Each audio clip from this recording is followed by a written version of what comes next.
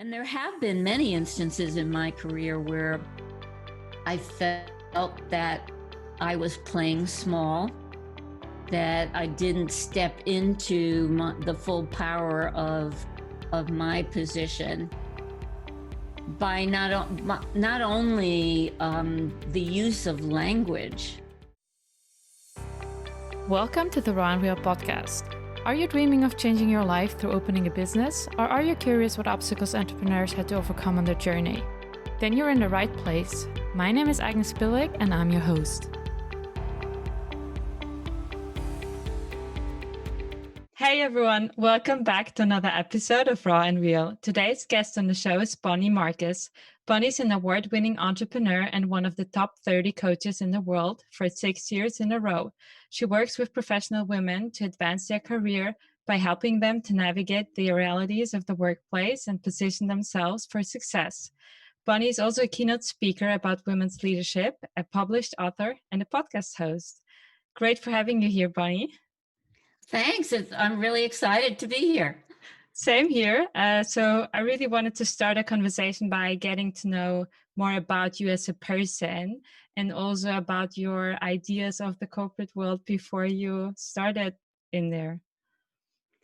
So where do you want me to start? Where do you want me to start? Well, can you tell us a little bit in general about how you grew up and your background to start with? Of course. So I grew up a very precocious, badass little girl who was ready to conquer the world. And I have numerous stories of my badass little girlhood. But that started to change, I think, when I was in middle school and I became a little more insecure. I was definitely focused more on pleasing others and particularly wanting to be attractive. And I was interested in boys. So all of a sudden, instead of feeling really confident in who I was more externally focused. And I realized I lost some of my confidence then. It really wasn't until I started my own business, I think. Wow. And I should say my own corporate career, that I started to gain that back and realize what my sense of self-worth was and how much value I had to offer. But and I know it's a common thread. I mean, I've been coaching women since 2007, and I realize that in many ways we do give our power away when we shift from being confident and knowing who we are to being more externally focused and trying to please others. So I believe that's a common thread. But I really was trained as a teacher. I didn't have any formal business training. And I got a divorce when my kids were really young. And I realized that teaching wasn't necessarily going to pay the bills. Mm-hmm. So I started a business career, not with that intention originally, but with the intention of being a single mom, paying attention to my kids, trying to find a job that would help me survive financially, but also be present for my kids. So I answered an ad in the newspaper for a medical secretary job. And they ended up turning me down because they said I was too qualified. But 2 weeks later, they called me back and they said, hey, we've got this job. We're starting a new joint venture with a group of physicians and a healthcare management company to open up a cardiac rehab center. They're looking for an administrator. Would you come in and interview for it? And I had no business skill. I just need to emphasize that. I was barely managing my own checkbook at the time.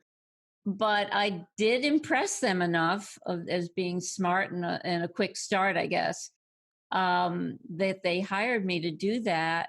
And they taught me the business.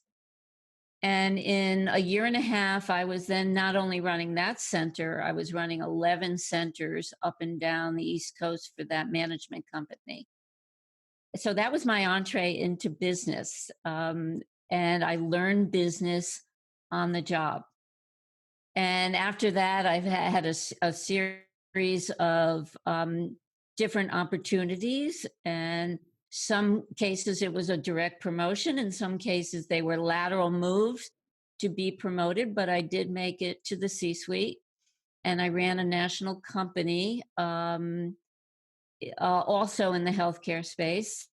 And so I've had a very successful corporate career. But it wasn't my intention to ever stay, in that job long term. And I started my own business in 2007. Really, because what I recognized when I was in corporate America is that women were passed over a lot, Mhm. sidelined, and that women really didn't know how to present themselves, how to advocate for themselves. So it was my intention when I started my own business, my own coaching business in 2007, that I was going to help women to advocate for themselves, to learn how to navigate the workplace successfully, given the fact that it's still male dominated. It still presents many challenges. Gender bias has never really gone away. It's become much more subtle and sometimes more challenging. But I wanted to help women to advance and be more successful. And so that has been really my mission since 2007. Like you mentioned, that a lot of women don't really know how to present themselves. So, what do you think was the difference about you and how you really managed to climb to the top, which a lot of people dream about, obviously? What was different about me is, first of all, I think I have emotional intelligence. I think I realized that building relationships and nurturing those relationships, building influence and visibility came pretty naturally for me. I would say that understanding the politics did not come naturally, that I was, in fact, blindsided pretty early in my career when I was up for a big promotion and I didn't get it. And I had the best track record in my region, and I definitely thought that I was a shoo-in for the job. But I didn't get it. They brought in a man from another territory for the vice president position. And it was at that point that I realized, wow, I mean, you're a top performer, but that's only part of your job. The other part is paying attention to what's going on, the dynamics in the workplace, because that's how you leverage that track record. That's how you build influence and build relationships. But I had no clue how decisions were going to be made around that promotion. So it was a big a wake up call for me, and and that led to me writing my first book, which is The Politics of Promotion: How High Achieving Women Get Ahead and Stay Ahead. So That's a you roadmap for how to work that the environment. so you mentioned already that you were visible and you were building relationships with other people. So were you visible like inside the company, or were you also engaging in outside activities that, let's say, your manager would suddenly see that you're still, engaging in other activities outside of your own work? No, it was mostly inside. But that being said, what has really helped me be successful was nurturing my network. And so, if you're in business for yourself or if you are an employee, it's so important to not only build that network within your company, but to do it externally as well. And I can say that every job that I have outside of the first one has been through contacts and referrals from former colleagues, people who've worked for me who knew my value and were willing to refer me and stand up for me. But I kept those connections alive over the years, and that's what's really important. That was part of my visibility. So how did you keep those connections alive? So that you just, let's say, every 2 months check in and comment on their Facebook posts, or what was your strategy? It was definitely to stay connected, find out what was going on with them, find out if I could help them in any way. But also, when my network reached out to me, or even people who weren't yet in my network who needed my help, I was definitely there for them.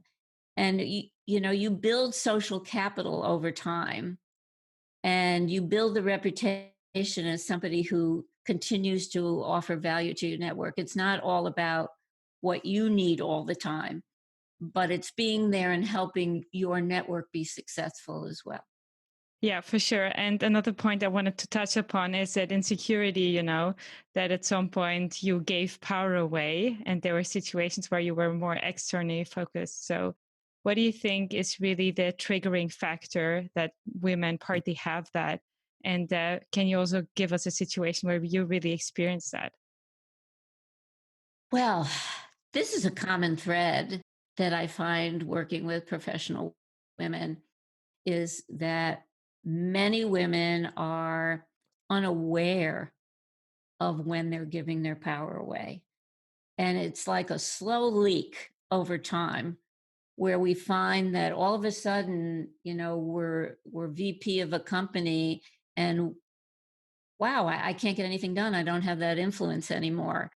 Well, what happened? You navigated to that position, but you didn't own it, and you didn't own the power of that position and the influence. One of the exercises that I do with my coaching clients is to um, really keep a diary of things where you feel that you are giving your power away. Maybe it's a conversation you're having with your boss where you don't really state what your opinion is or some of your new ideas, or in meetings where you are continually sidelined. Maybe it's very subtle ways.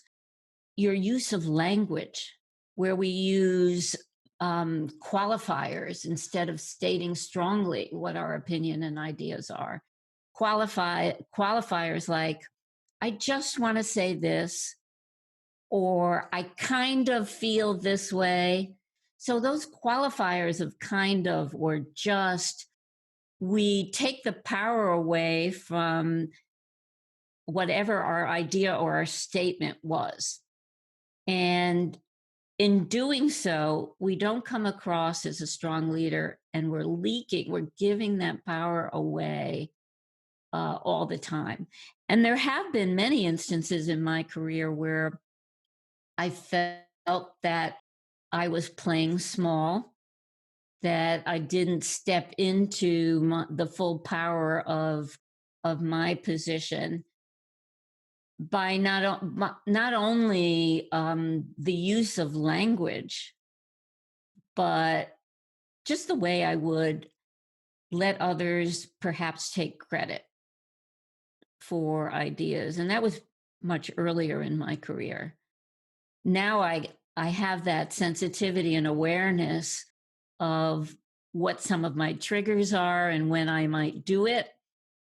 And that awareness, that sensitivity helps me to navigate more successfully. And that's what I hope for my clients as well, is that we're not going to totally shift right away, but building that awareness over time really helps you to maintain your status and own your power. What do you think is the best way to really, become aware of it and make that shift and really improve in the long term? The first shift that needs to take place is understanding what you lose by not doing it. So, what's the harm, right? When I give my power away, how does that sabotage my career goals or my business goals?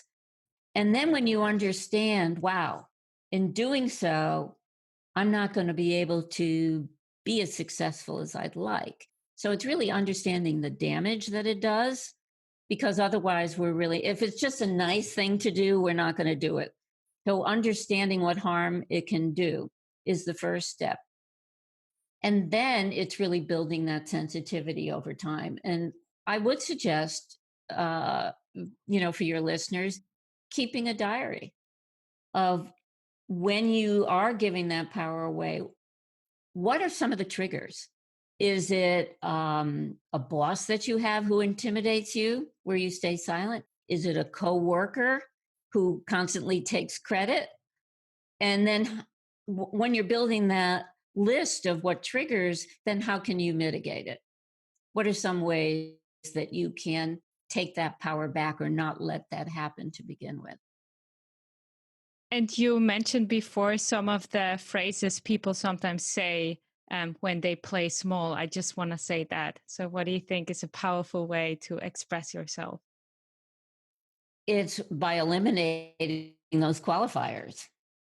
Yeah, it's looking at the way you communicate and take out the minimizing language. First, we have to identify the way that we do that and then work at shifting that. What really helps is if you have somebody that you trust, a trusted colleague who is working with you, who's now in meetings and Zoom meetings with you, where you can say, can you help me? Because this is an area where I feel that I need to improve and state my opinion stronger.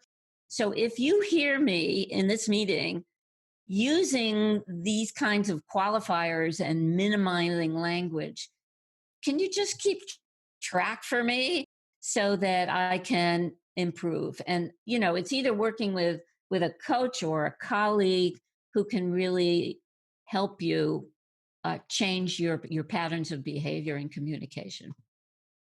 And what was really the point for you that you decided to go into the entrepreneurial world? Because you were, over 20 years in the corporate world and you reached the CEO level, which is also something, a lot of people just dream about, and to, make such a big shift.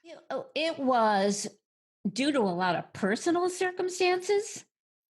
So at the time, I was living in Boston and I was close to an airport, and I'm 10 minutes from Logan Airport, and it was easy for me uh, to manage a national team. But due to circumstances, I ended up moving to an island. I had a vacation home on Martha's Vineyard. I needed to move from Boston. And there I was on an island without a lot of access to good transportation. It was really difficult for me to work nationally. And those set of circumstances led me to think more about how much I really wanted this big national job that I had at the time and how much travel I really wanted to do. I wanted an outlet also to be more creative. I had never fully explored that before. So it was a combination of logistics and the idea, the goal of being more creative, and the goal to really follow my passion to help women at that point. What was the best way to do that? So I went back and I found a coaching program that would certify me as an executive coach. And I took that for 9 months while I was still working. And gradually I built up a client base and decreased my hours and started launched my own business in 2007 and never looked back. And so let's say when someone feels really stuck in their career and doesn't really know how to move forward, what kind of advice would you give them to get unstuck again? That's um that's a question that's very unique to that particular person. But when you're feeling stuck, I think it's important to look at a couple of factors. Is the company is the does the company where you're working now support your success? Are your values aligned with the company values? Are some of the obstacles in that company insurmountable? Do you see a clear path for you to move your career forward to whatever your particular goal is?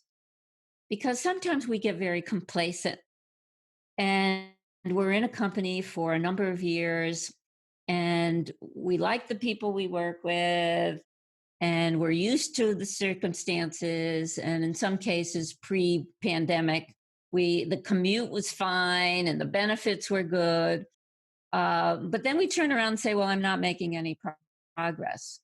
In that case, you have to say, what's my priority?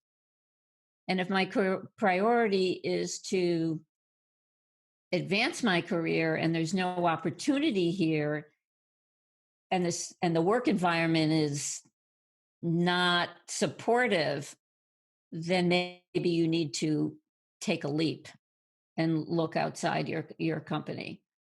Um, that being said, the other obstacles can be your internal obstacles where there's a pattern that you find yourself stuck for a number of reasons. You have limiting beliefs around whether or not you really are smart enough or good enough to be able to compete. You end up holding yourself back in subtle ways, and there are patterns of that behavior that are going to keep you stuck. And that's where it's really important, I think, to work with a coach or somebody who can help you. Maybe you have a mentor or at work who can help you identify some of those things and overcome them. So when I'm coaching women, I look at both types of obstacles: the ones in the workplace, which I believe you can work with, perhaps, but also the internal ways that you hold yourself back, where it doesn't matter where you go and what company you're with, those patterns of behavior and that thinking can sabotage your success. Hmm. Yeah, I think that's a really good point. And in our previous chat, you also mentioned the importance of intergenerational networks.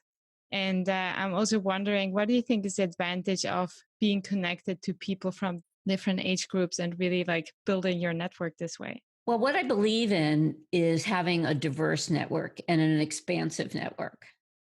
And it's really important. I think that we tend to believe that if we're doing a really good job, that's enough. And then we're really blindsided by the fact that, wow, I need to pay attention to the politics.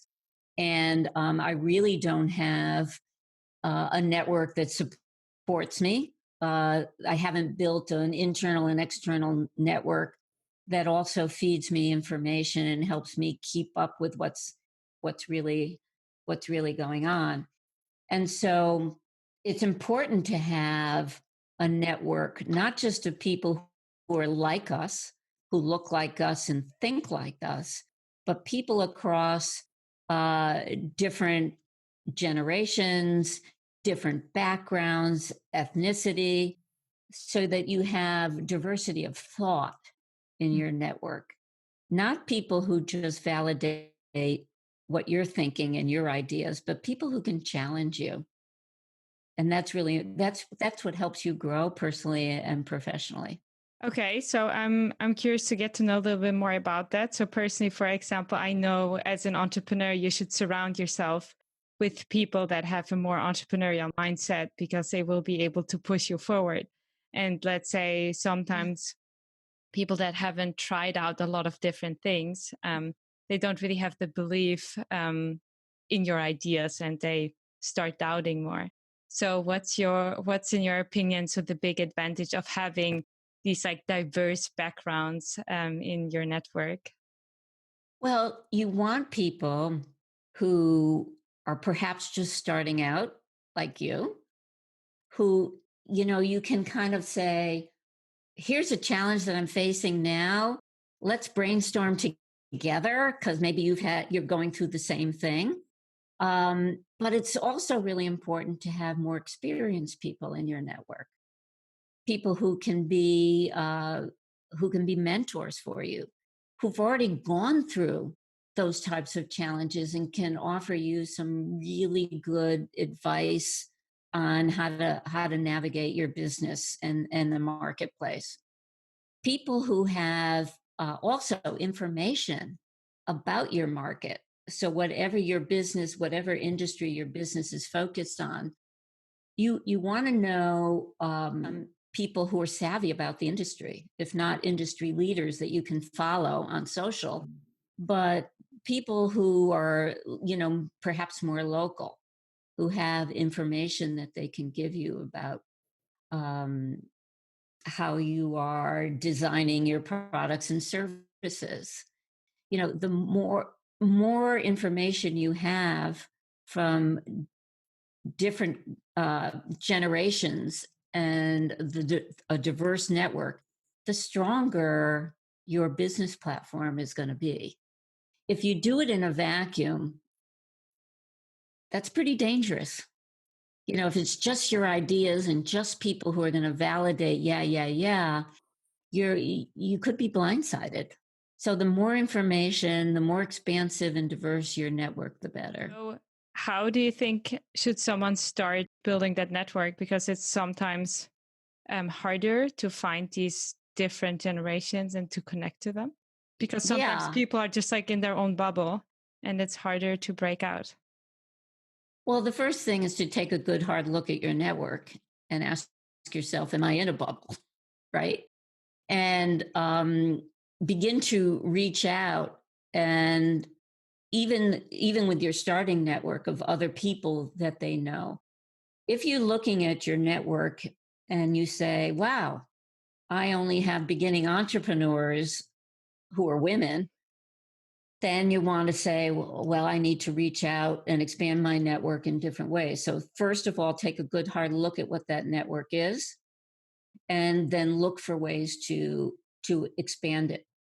You might start with asking your network. You might start with asking some of your mentors uh, who might be more experienced, that you are looking to make connections with other people in your particular market. And one way I also think is good is through social media.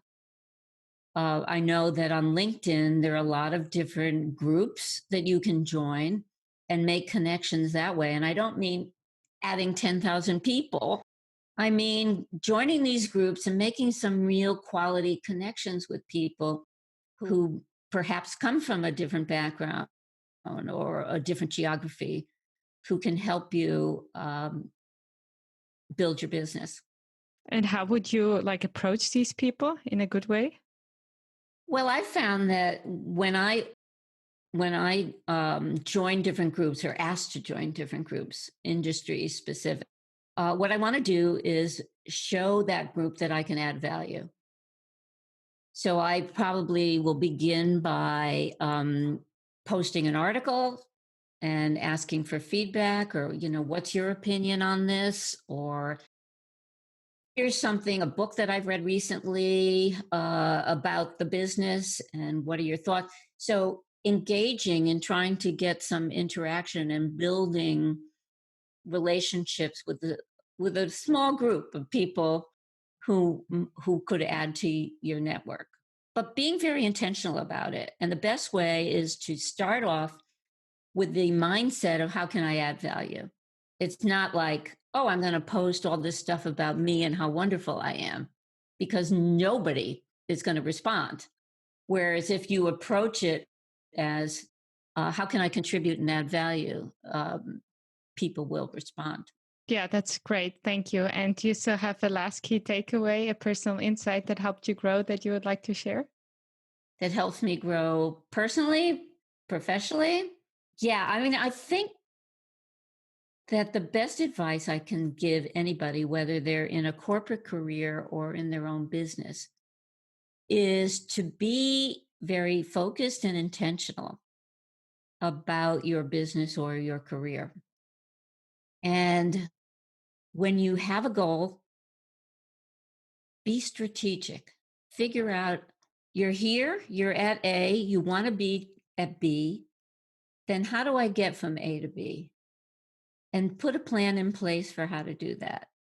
Build a network around that and come up with some very strategic steps of how to get from A to B. Do I need more experience in a certain way? Do I need more resources? How can I get those resources? How can I get that experience? So it's a strategic and focused mindset that I think leads to success. And how can people best get in touch with you? They can best get in touch with me through my website, which is bonniemarcusleadership.com. And they can also connect with me on social media. And all those contacts are on my website, as well as my podcast, which is Badass Women at Any Age, which is on Apple and all other media outlets. Okay, awesome. Thank you so much for sharing today. And for everyone who's watching or listening, we would love to hear from you. What was the insight that really meant the most for you today? And how can you turn that into an action step? So please let us know in the comments below.